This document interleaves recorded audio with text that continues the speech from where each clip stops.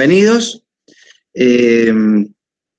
Ahí les envié un mensajito hace como una hora más o menos, con algunas novedades que son importantes, que lo tienen también resumido en el cronograma, en la unidad 2, el cronograma, digamos, de todo lo que vendría en los próximos días, ¿sí? Justo como tuvimos mesa de examen hoy, estuve hablando con el profesor también Pascualotto y ya quedamos de acuerdo, vamos a hacer así. Esta semana, bueno, yo ahí habilité todo lo que quedaba ya de la unidad 2 de Marx, para que ustedes puedan ver lo que faltaba. Y la semana que viene vamos a tener una clase sincrónica, inmediata, ¿sí? Para cerrar un poco eso.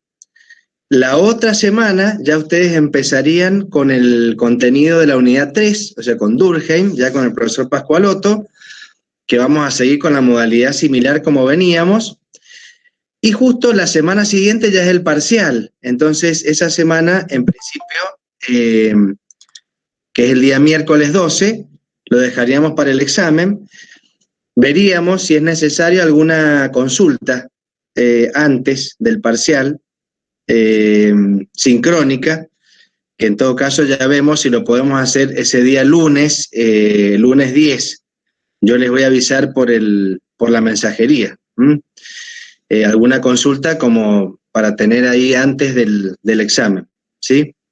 Y ya después se continuaría el desarrollo de la unidad 3 con Durkheim, que ahí también va a jugar el tema de las mesas de exámenes. Ustedes saben que están justo vamos a estar en el mes de mayo y vamos a tener ahí una semana de mesas. En esa semana, bueno, en principio no tendríamos clases, entonces va a haber una semana donde no vamos a tener y ya después continuaríamos como hacemos ahora, ¿sí? Con las clases sincrónicas y demás. Matías va a tener la misma metodología, la misma modalidad.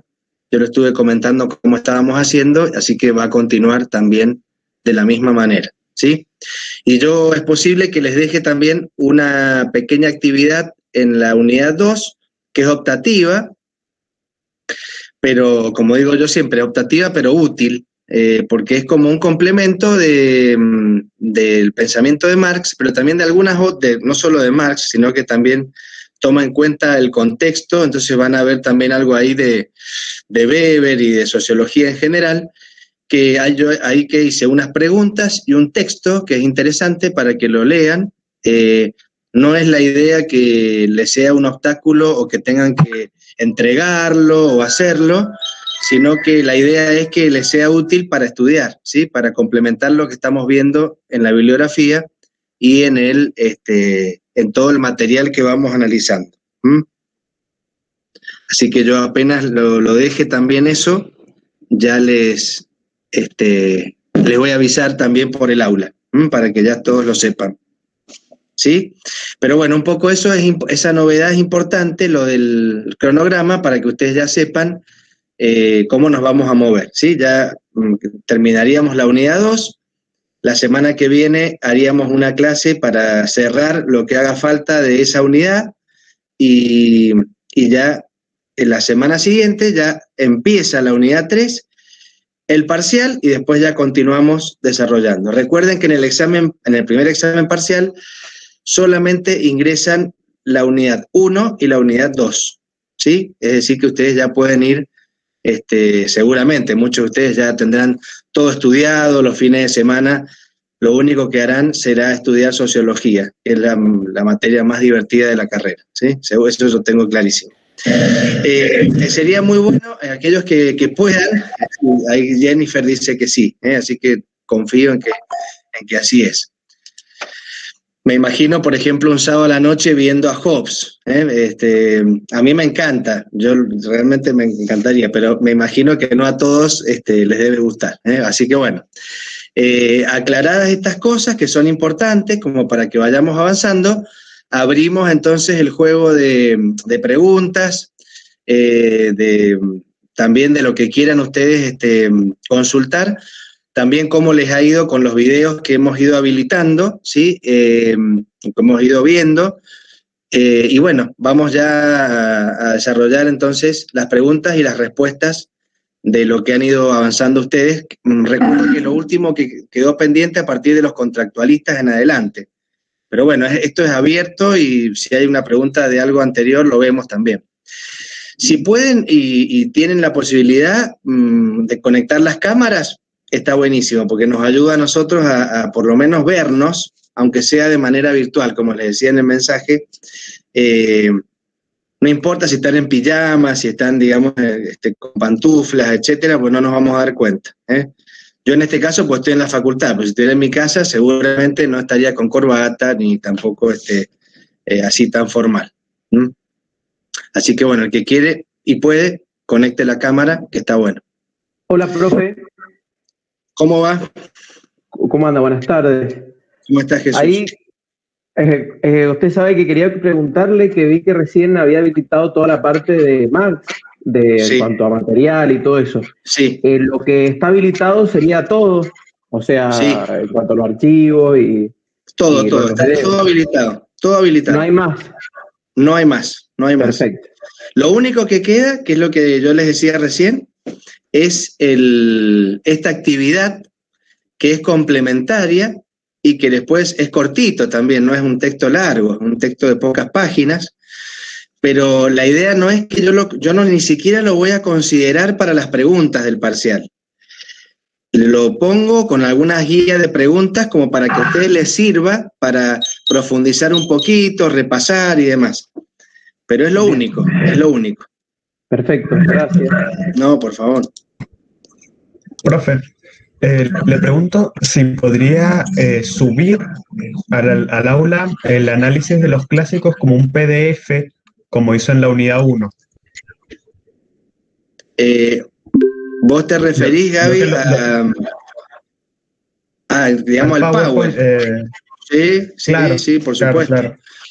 Sí, está bien, lo anoto ya mismo. Así que, claro, le subo el PowerPoint directamente para que no tengan ese problema que me habían dicho. Lo podemos descargar directamente y no es que lo tengamos que ver cuando tengamos internet. Exacto, dale, perfecto. Está anotado, ya entonces lo dejo ahí para poderlo hacer, no hay problema.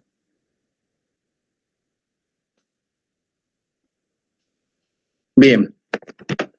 Bueno, ¿cómo les ha ido con el material? Digamos, con los videos, ¿se entienden? Digamos, les son útiles para poder abordar después lo que es el material. Por lo menos para mí sí, profe. Tener los videos ahí de fácil acceso, es cierto. Bien. Bien, y alguna pregunta que tengan. Sé que de la parte de Marx, vieron que empezamos con la introducción, ahí vamos viendo, y lo vamos haciendo tal cual como hicimos con los pensadores anteriores. La idea de esto de la unidad 1, que vimos el contexto, la verdad que se aplica a todos los pensadores que vemos, tanto a Marx como a Durkheim después y Weber, porque la verdad que nos ayuda muchísimo a entender la propuesta de cada uno de los pensadores. Por eso siempre vamos mezclando datos que tienen que ver con la vida y también por ahí ayudan a comprender que esta gente, más allá de que nosotros estudiamos sus propuestas y sus obras, bueno, son seres humanos, digamos, no eran extraterrestres que vinieron y vino Marx, trajo el Capital o trajo el manifiesto y se volvió a su planeta. Eran personas de carne y hueso que también por ahí esos datos a veces nos ayudan a comprender el reflejo de su pensamiento. A veces también nos ayuda esto y también por ahí uno los ve desde una perspectiva, digamos, más humana, no tan intelectual, por decirlo así, y entonces uno se le hace más fácil, un poco más fácil, ¿sí? Por ejemplo, bueno, los contractualistas, vieron, son pensadores que ustedes han visto en otras asignaturas, son más comunes de ver, por ejemplo, en Derecho Político, por ejemplo, en Filosofía, seguramente algo también habrán visto. Pero Pero bueno, nunca está de más, siempre por ahí cuando lo tenemos dentro del programa, hacer como un pequeño repaso y por eso lo hacemos de esta manera. Y después hemos visto también como el último de los pensadores al cual llegábamos para el nacimiento de la sociología, y ahí, bueno, vimos a Comte, ¿sí? También, ¿no? Diríamos, un autor, la mayoría, así como cuando vemos a Rousseau, por ejemplo, cada uno tuvo una vida realmente por ahí apasionante, en el sentido de que tanto, por ejemplo, Rousseau y Comte se parecían en el carácter que por ahí tenían. En el caso de Marx, no es que no tenía un carácter importante, pero era, ¿cómo diría? ¿Cómo lo podríamos definir? Muy polémico, pero al mismo tiempo tenía, digamos, una ironía muy importante. Entonces su modo de relacionarse con aquellos con los que no compartía su pensamiento era más la ironía. En el caso de Comte y en el caso de Rousseau era directamente el conflicto. Así que bueno, estas cosas nos ayudan a entender un poquito los autores. Y en el caso de Marx, está bueno que lo vayamos viendo de esta forma como lo segmenta el mismo autor.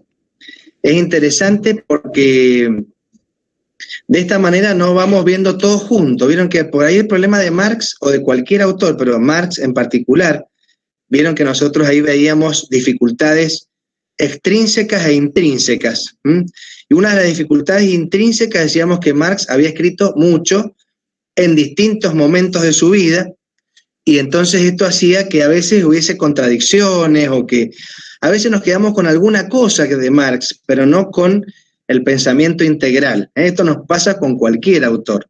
Entonces está bueno en Marx este camino que hemos ido haciendo, de ir viendo por segmentos. Y entonces de esta manera es como que es más fácil. Llegamos al Capital, que quizás es la obra más científica, por decirlo así, donde él va a tratar de explicar una serie de cuestiones, básicamente cómo el capitalismo, cómo funciona el capitalismo, y además por qué va a llegar finalmente a un destino que él cree, digamos, en lo que afirma, que va a ser su propia destrucción. Y trata de explicarlo con una rigurosidad científica. De ahí viene esta autodenominación, que pertenece más a Engels que a Marx, de socialismo científico, ¿no? Como a veces subestimando a los antecesores, como Saint-Simon justamente, o Fourier, o también puede ser Owen, que se quedaron, digamos, en propuestas muy, muy prácticas, pero muy abstractas también. Entonces acá esta marca que Engels quería dejar era esto, ¿no? Nosotros venimos a explicar y explicar con un fundamento, ¿sí? Cómo se va a producir esto. ¿Qué es lo que está pasando y hacia dónde vamos a ir, ¿no? Y eso es lo que ustedes van a ver también en los videos que todavía muchos no han visto, ¿no? En el tema del capital. Veo una mano levantada, ¿puede ser? Melanie, ¿puede ser que levantaste la mano o es el mate? No. Lo cual el mate... Profe. Reminiscencias, sí. Sí, por supuesto. Estamos abiertos a las preguntas. Vamos a las preguntas. En cuanto a, ya que sacó el tema de Marx, usted me podrá volver a explicar, en el video usted lo habla un poco, pero de esta diferenciación del materialismo dialéctico y el histórico yo lo entendí, de esta cuestión de como de las idas y vueltas y estas luchas, ¿no? Pero el materialismo dialéctico, si me podría explicar nuevamente. Sí, por supuesto. Bueno, fíjate, vos cuando me has pedido ahora que lo explique, cuando decís estas idas y vueltas, eso es la dialéctica fundamentalmente. Esto, lo que Marx toma, el método, ¿sí? Lo toma justamente de uno de sus antecedentes directos, nada más que lo cambia, como vimos, en vez de ser un idealismo dialéctico como el de Hegel, ¿sí? Él le va a dar le va a anteponer materialismo dialéctico. O sea que en algo están de acuerdo, que la historia de la humanidad avanza y se desarrolla a través de marchas y contramarchas, a través de afirmaciones y negaciones, luchas esto que decías vos, idas y vueltas, ¿no? Ahora cuando ustedes han visto en el manifiesto, cuando se describen los distintos modos de producción y los distintos niveles de lucha, ¿sí? Y cómo se va avanzando, fíjense, primero de un modelo de producción antiguo, donde las figuras eran distintas, pero en definitiva lo del fondo es lo mismo. ¿Y qué es? Justamente esto que Marx llamaba el materialismo. Todo lo que nos rodea, y diríamos lo social, lo económico, etcétera, tiene una influencia directa sobre nuestra conciencia y nuestra vida.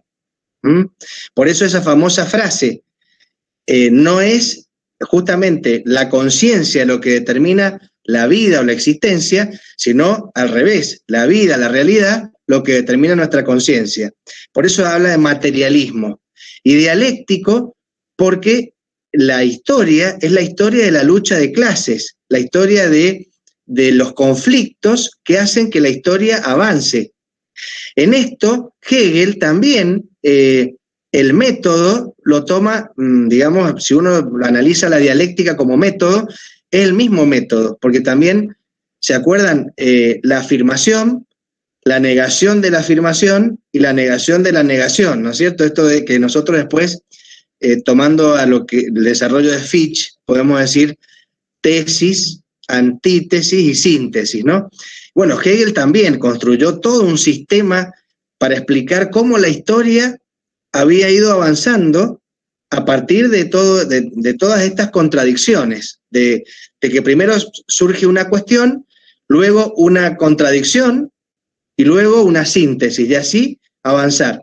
La diferencia es que para Hegel todo está en la idea, y para Marx en la realidad.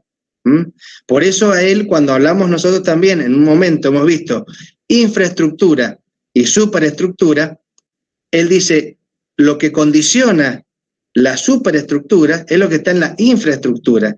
Y ahí ¿qué encontramos?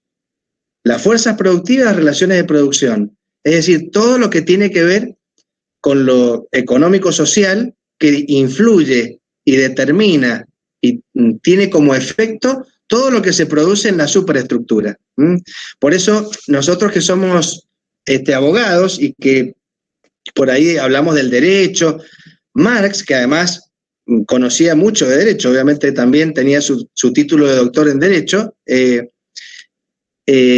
va a subestimar el papel del derecho, va a decir, miren, tanto que decimos del derecho, en definitiva, es un instrumento el derecho que tiene que ver con el reflejo de lo que pasa en las fuerzas productivas y en las relaciones de producción. O sea, es un reflejo, no es importante, es secundario. Es un instrumento como el Estado, como la cultura, como la religión, como ¿sí? el arte, ¿no? Todo eso es un reflejo que está muy bien pensado para mantener cierto convencimiento de las relaciones existentes, ¿no? Y mantener esa dominación que continúa. Entonces, digamos, materialismo está primero siempre la realidad social, económica, política sobre el pensamiento, sobre la idea.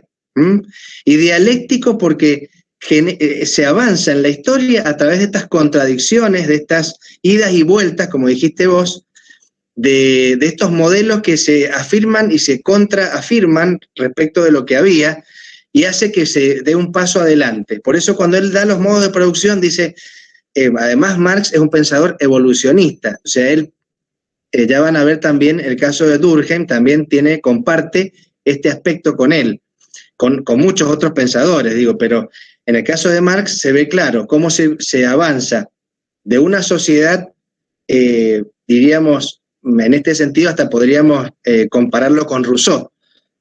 No habla de estado de naturaleza o de condición natural de la humanidad, como decía Hobbes, pero sí Marx tiene claro que de esa sociedad originaria, donde no había clases y donde no había propiedad tampoco, ¿sí? Se pasa a un momento que es donde él dice, bueno, acá es donde comienza la historia justamente, y ¿cuál es ese momento? Cuando los modos de producción comienzan a funcionar tal cual él lo describe. Y ahí empieza a darse en el tiempo, y la propuesta que él hace es como tratar de volver a esa situación original, donde no hay propiedad privada, y donde él dice, por eso cuando nosotros hemos visto en el material que en este caso se trata de una revolución de la mayoría para el beneficio de todos, lo que quiere decir Marx es que en este caso, a diferencia de las revoluciones anteriores que pasaron de un modo de producción antiguo al feudal y del feudal al capitalismo, acá es un salto cualitativo, no cuantitativo. Es como volver a esa situación original que para él, por supuesto, va a ser su propuesta del comunismo. En este sentido también es distinto a Rousseau, porque como yo les decía en el video, creo que lo había dicho, no lo recuerdo bien si se los dije o no, pero Rousseau, cuando habla del contrato social, lo está pensando para determinadas sociedades de su época, pequeñas, y que todavía estaban en una evolución limitada. Para otras ya era imposible, es decir, era muy pesimista Rousseau en esto, ya cree que la vuelta atrás ya no se puede. Es más, en un pasaje del contrato social dice, pretender volver a lo que teníamos es como, compara esto con la virginidad. Dice, cuando la perdimos, no podemos volver a ser vírgenes. Ya está, pasó. Y toma este ejemplo y lo compara como para dejarlo claro. Ya está, una vez que las sociedades avanzaron. En cambio, Marx sí tiene confianza en que ese derrotero, digamos, que se fue desarrollando dialécticamente, se va a resolver, y va a ser una sociedad mejor que la que teníamos, en este caso el capitalismo, ¿no? La sociedad burguesa, por decirlo de alguna manera. Perdón si me extendí, pero aproveché como para también matizar con algunos otros contenidos, ¿sí? Tocó todos los puntos. Está bien. Me resulta inevitable, no lo hago a propósito, me resulta inevitable. Entonces podríamos decir como que el materialismo dialéctico, él va a decir, ¿no? Como cómo esta realidad, lo que usted decía, determina el cero del pensamiento, y va a ser cómo esta lucha o estos idas y vueltas van a determinar, en definitiva, el cero o el pensamiento de la persona. Sería una cuestión así. Exactamente. Bien. Si vos tuvieses que decir, sería como en un sentido, ¿no? Un realismo. Es decir, no es la idea lo que puede cambiar el mundo. La realidad te cambia a vos y te influye de tal manera. Por eso cuando también vemos el manifiesto, en una de las partes que pone ahí Raymond Aron, dice, las personas entran en relaciones que no son voluntarias, son dependientes, o sea, es inevitable. Entonces, por eso hace referencia también en ese punto.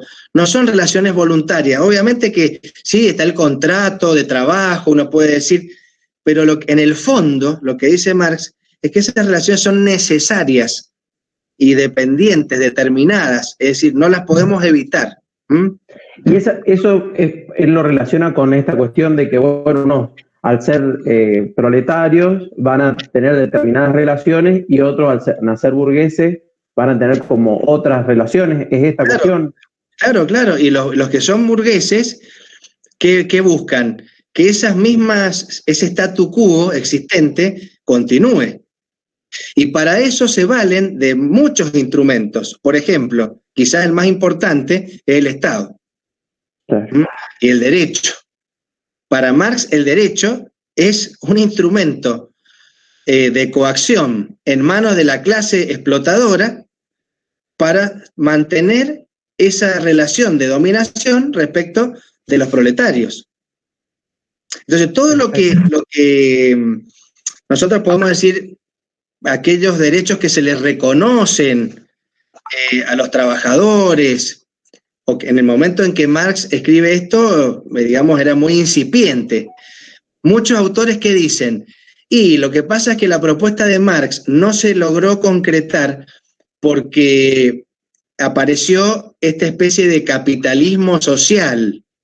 Es decir, empezaron a proponer cómo humanizar, cómo socializar el capitalismo y, bueno, integrar a los obreros, digamos, a las sociedades. De hecho, esto va pasando también a partir del siglo XIX, principio del siglo XX, con inclusive se refleja en los partidos políticos, aparecen los partidos de masas, que son ¿quiénes? Los trabajadores, que dicen, queremos participar, no solamente queremos trabajar, queremos que nos tengan en cuenta, queremos elegir, queremos ser elegidos. Aparecen los partidos de masas, aparecen, bueno, por supuesto con fuerza los sindicatos, etcétera, y va cambiando. Pero, ¿qué diría Marx hoy? Uno dice, no, tenemos las leyes del trabajo. ¿Y qué diría Marx? Y eso es un cuentito muy lindo, muy inteligente, puesto por los capitalistas, para que sigan siendo dominados. Esto diría Marx, o sea, hoy. Y en definitiva, termina ocurriendo lo que él llamaba una subsunción real. Es decir, que es la más peligrosa, decía Marx, que es cuando el obrero, el proletario, pierde su conciencia de explotación, porque realmente cree que lo han beneficiado, que lo han escuchado, que le han dado participación, que le han reconocido una limitación en la cantidad de horas de trabajo. Entonces, voy a hacerlo muy casero lo que estoy diciendo, pero para que se entienda en el poco tiempo. Es como que el obrero dice, lo logramos. Entonces, depone todo lo que podría suceder, que es lo que proponía Marx, y que habría que llegar hasta el final. Entonces queda en el camino. Y a eso Marx le llamaba subsunción real, distinta a la subsunción formal, que se da también explotadores explotados, pero los obreros tienen la conciencia bien clara de que son explotados y que en algún momento tienen que venir la revolución. ¿Se entiende? Entonces es una subsunción, pero formal. Ellos saben muy bien cómo es el tema. El problema es cuando pierden de vista eso, y entonces es como si te dijera, caen en la trampa, tragan el anzuelo, ya está. Cayeron ahí y dicen, no, ahora nosotros tenemos derechos, ahora tenemos una jornada limitada, tenemos el aguinaldo, tenemos... Bueno, si uno no lo tenemos lamentablemente a Marx para preguntarle, pero conforme a lo que él mismo decía, él mismo advertía ya en aquel momento, cuidado, porque a quienes estamos combatiendo no son personas que fácilmente las vamos a superar. También son inteligentes y también van a buscar cómo evitar todo esto. Entonces, para tener también en cuenta, ¿no? Perfecto, profe, muchas gracias. No, de nada. Profe, Sí, Celeste. ¿cómo anda? Le hago una pregunta. En una parte del video menciona la palabra, bueno, dice que hay dos procesos, proletarización y pauperización. ¿Esa pauperización hace referencia a la burguesía o no? No. No hace referencia a los proletarios, que aumenta la cantidad de pobres, a pesar de que la producción es mucho mayor y los recursos se multiplican, ¿sí? Crecen, los activos crecen, pero el problema no está en la producción, sino en la distribución. Entonces lo que él dice es, cada vez hay más que tienen menos. Pauperización, ¿sí? Y cada vez hay menos que tienen más, porque todo ese excedente que se va, digamos, generando y que favorece, ¿a quién favorece? ¿Dónde queda? En manos de los burgueses. Exactamente. Entonces él dice, ese proceso de proletarización también, fíjate a qué se refiere. Él dice que no desconoce que puede haber sociedades donde hayan clases medias, por ejemplo, pequeños comerciantes, pequeños agricultores. Entonces no dice, está bien, parece tajante esto de la burguesía y los proletarios. Entonces parece como que fuese, no tuvo en cuenta esta línea media. Pero lo que dice él es que el desarrollo del capitalismo tal cual él lo observaba en aquel momento va a generar la proletarización. Esto quiere decir que aquellos que estaban en esa línea media van a terminar pasando al proletariado. Es decir, no van a subir, van a bajar y van a quedar dos clases. Y esa clase, que es la explotada en este caso, la que es excluida de esos recursos que se producen, se multiplican, justamente cada vez van a ser más y van a ser más pobres. Por eso también va a llevar a que se planteen cómo salir de ahí. Sí, pero lo que no entiendo bien es el proceso de proletarización y de pauperización. Sí. ¿Es un mismo proceso o son dos procesos diferentes? ¿Son dos cosas diferentes? Son dos paralelas. Son dos paralelas. Es decir, por un lado, quienes estaban en una situación media van a terminar cayendo en la clase proletaria. Es decir, que ya ahí ese proceso, ahí tenés también al mismo tiempo, se está dando este mismo proceso de pauperización, porque para caer de una clase en la otra, ya ahí tenés gente que estaba mejor y ahora perdió lo que tenía, digamos, ¿sí? Y esa clase proletaria, este proceso se va a ir agudizando cada vez más. Es decir, van a seguir trabajando más horas, les van a seguir quitando la riqueza que producen y se van a ir achicando cada vez más económicamente. Por eso, ¿qué es lo que decían que tenían que fortalecer y tener en cuenta como fortaleza del proletariado? El número de personas.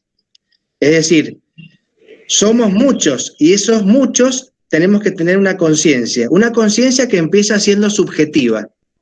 ¿Cómo sería esto? Y yo estoy trabajando, llego a mi casa y digo, no puedo, no hay comida, no me alcanza, no tengo para comer. Mi familia, es decir, conciencia subjetiva. Pero resulta que le pregunto a mi vecino que trabaja conmigo en la fábrica y le digo, che, nosotros no tenemos nada que comer. Y me dice, nosotros tampoco. Y entonces esa necesidad subjetiva se empieza a objetivar, porque nos empezamos a dar cuenta que no es un tema personal o de algunos, sino de muchos. Entonces, esto va a llevar al planteo de la revolución, entre otras cosas, ¿no? O debería llevar a eso. Bien, gracias, profe. No es que sean pobres porque quieren, digamos. Claro, no, por supuesto. Hay algo acá que él lo explica y lo van a ver ustedes digamos, concretamente con teoría, la teoría del valor salario, la teoría de la plusvalía, y ahí van a ver cómo él explica, por supuesto, ¿es discutible? Sí. Muchos no están de acuerdo, muchos dicen que la teoría de la plusvalía es falsa, que hay cosas que Marx no pudo explicar, que obviamente sí, hay cosas que Marx explicó a medias y que, bueno, por supuesto exigen una crítica de parte de aquellos que no están de acuerdo, pero recuerden que también acá hay una cuestión ideológico-político en el medio que también hace que haya planteos de un lado y del otro.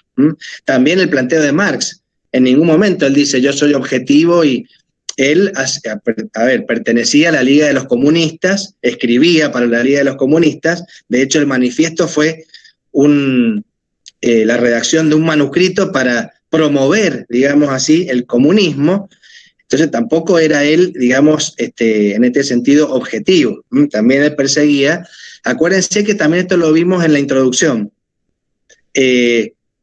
No queremos observar el mundo, decía Marx, queremos transformarlo. De lo que se trata no es de hablar y de explicar y de lo que se trata, por eso es lo pragmático, es de cambiar, de transformar.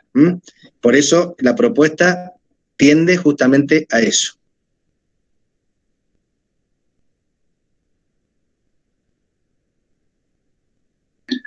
Profe, Sí. yo tenía una duda en cuanto Bueno, cuando Nisbet establece que hay dos puntos del nacimiento de la sociología y decía que el primero es la base moral de una sociología moderna, no me queda claro en realidad cómo puedo llegar a diferenciar o qué puedo llegar a tener en cuenta para que me haga referencia a la base moral que había o que tiene la sociología moderna.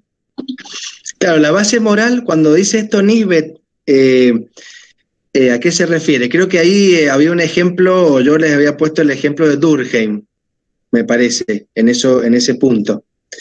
¿A qué se refiere o qué queremos decir? Que en ese momento quienes proponían ciertas alternativas tenían una preocupación, o el mismo Comte tenía una preocupación por lograr una sociedad mejor. Por eso una base moral, porque a ellos les interesaba, a través del estudio y de, por ejemplo, en el caso de Comte, de la posibilidad de descubrir los hechos sociales, las leyes que gobiernan la producción de esos hechos sociales a partir de la interacción y de las relaciones entre las personas, el famoso ver para prever. Es decir, la base moral está en eso, que no era una cuestión científica solamente para decir esto pasa, sino pasa y lo que queremos lograr es ir hacia algo mejor. Un poco el caso de Comte, también evolucionista, ¿no es cierto?, a partir de la ley de los 3 estados. Y como él dice, bueno, vamos de lo peor a lo mejor.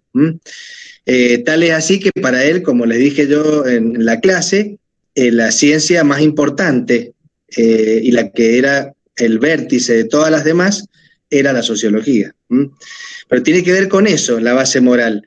Es decir, tanto Comte, si uno ve, o Durkheim, cuando él analiza, ya lo van a ver en la unidad 3, cuando analiza el suicidio, es una preocupación que tenía él, que veía en la sociedad que le tocó vivir, y que por eso él lo investigó, lo explicó, y estableció ciertas teorías referidas a ese fenómeno, que por lo pronto parece algo individual. Uno dice, no hay nada quizás más individual que un suicidio, pero que uno dice, ¿por qué lo estudió un sociólogo? O sea, ¿por qué Durkheim, digamos, se abocó al estudio? Porque para él era una preocupación social. Entonces ahí tiene que ver esta base moral.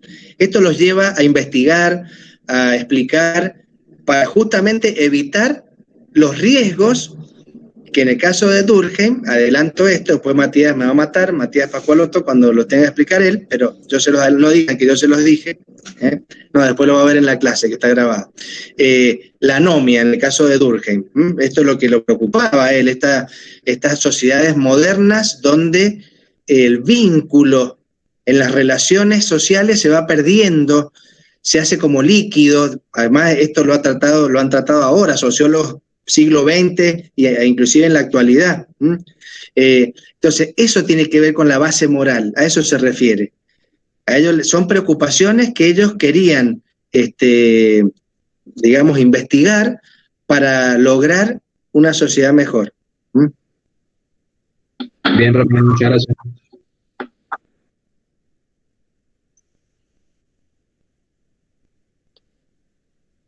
Muy bien. ¿Alguna pregunta más? Profe, Sí. respecto al parcial, ¿cómo va a ser más o menos? O sea, si nos puede decir, o sea, como tipo tendremos que desarrollar, va a ser completar. Sí. Bueno, primero, el parcial, generalmente las primeras 5 preguntas son en latín. No, mentira, es un chistecito para que se despierten los que están medio dormidos. En principio, a ver, el examen lo hacemos en la plataforma, ¿sí? Generalmente tiene, la mayoría de las preguntas son verdadero o falso, lo hacemos de manera secuenciada, yo les aviso siempre eso en la descripción.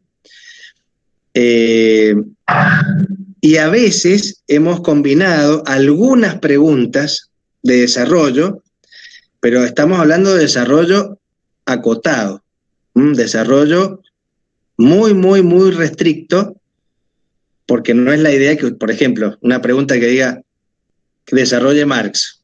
Y usted va a tener que, no sé, desarrollar todo lo que hemos visto, no, sino algo puntual, algún concepto, algún algún tema muy concreto, que la respuesta también es muy concreta y entonces permite que uno, además, ustedes pueden hacerlo rápido y después nosotros podamos también corregir rápidamente concentrándonos en eso. Pero la modalidad va a ser la misma. Como tenemos el último parcial, que es integrador, es decir, vemos todo lo que hemos visto, está la posibilidad de evaluarlo acá en la facultad.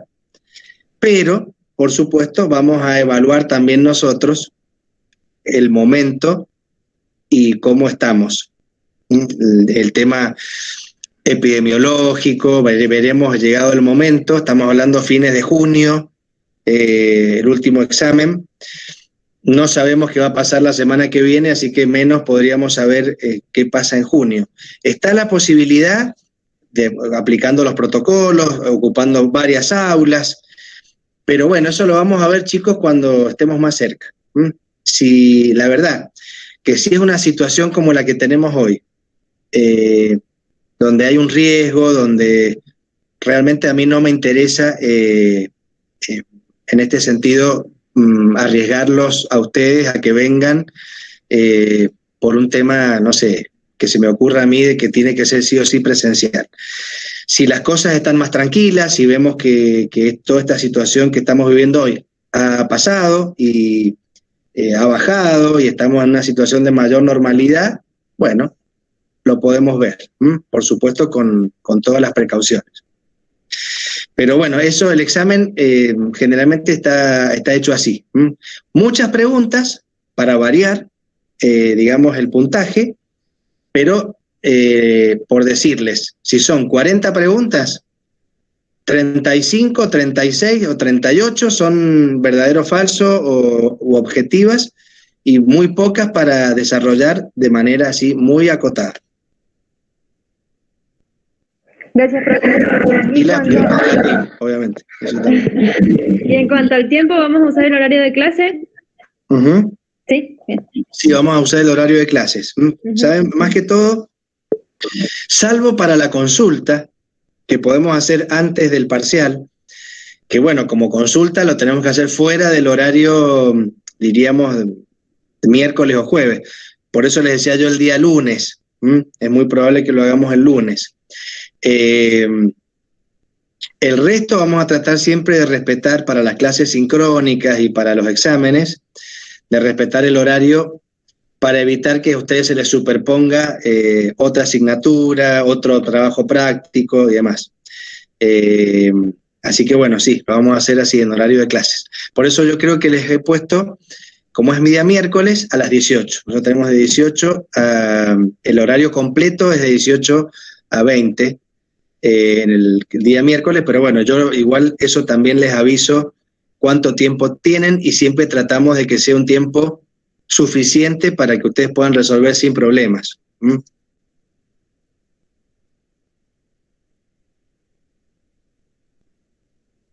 Bien. Muy bien, chicos, ¿algo más? ¿Alguna otra pregunta? ¿Les parece bien lo de la semana que viene?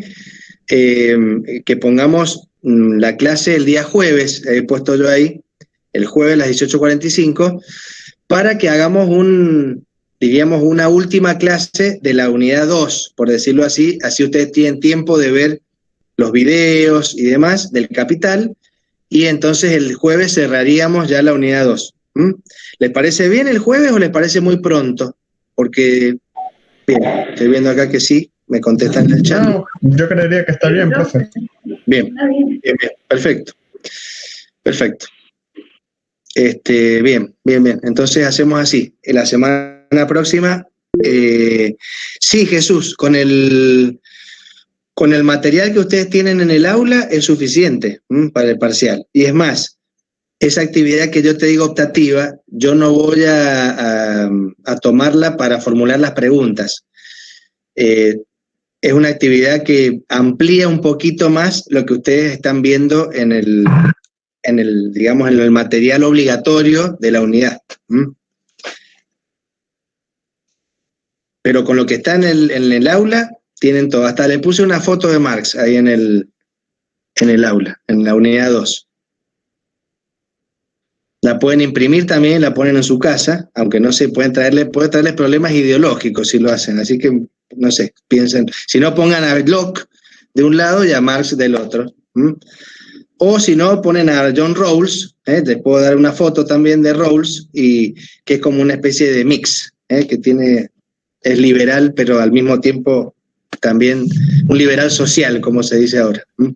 Bueno, ¿alguna otra pregunta? Así no sigo hablando tonteras, más de las que hablo siempre. ¿Alguna otra pregunta sobre el material? ¿Se ha entendido? No, profe, muchas gracias. Perfecto. Bueno, quedo a disposición tanto en la mensajería como para la semana que viene. Apenas esté ya habilitada esa actividad optativa que les decía recién, les voy a avisar, así ya saben. Y en principio, si todo está bien, nos veríamos el próximo jueves, con esta misma modalidad. Les decía en el mensaje, se los digo ahora de esta manera: cuídense mucho, la situación está compleja, lo saben ustedes también. Realmente hay que tratar de agudizar todas las medidas que podamos tener en cuenta, porque estamos viviendo una situación compleja. Por ustedes y por sus familias, seguramente, porque muchos tenemos gente quizás en la familia de riesgo, y hay que tener cuidado también más allá de uno, ¿no? Uno por ahí dice, a mí que me agarren, no importa, pero resulta que tengo a alguien en casa que tengo que cuidar, y bueno, también hay que pensarlo. Así que bueno, eso, cuídense mucho y nos vemos el próximo jueves. Muchas gracias. Gracias, profe.